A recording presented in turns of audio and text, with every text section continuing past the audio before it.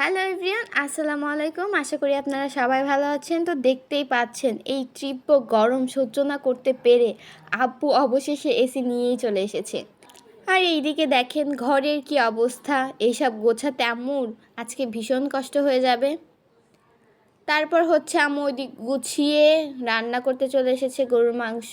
আর এটা হচ্ছে কাঁঠালের এঁচড়, চিংড়ি মাছ রান্না করছে। আর এদিকে হচ্ছে কাকু বিদেশ থেকে এসেছে, আমাদের জন্য অনেক চকলেট নিয়ে এসেছে এবং আমার বার্থডে গিফট হিসেবে এই হেয়ার ড্রায়ার মেশিনটা নিয়ে এসেছে। এরপর সন্ধ্যার দিকে বেরিয়ে পড়েছি। ঘরে হচ্ছে কোনো শুকনো খাবার ছিল না, তো সেগুলোই আনতে সুপার শপে চলে গিয়েছিলাম। আমাদের বাসা থেকে সুপার শপ অনেক কাছেই, তো যে কোনো সময় আমরা চলে যাই। তো এই তো টুকটাক শুকনো খাবার যেগুলো আর কি লাগে বাসায় সচরাচর সবসময়, সেগুলোই আর কি আনতে গিয়েছিলাম।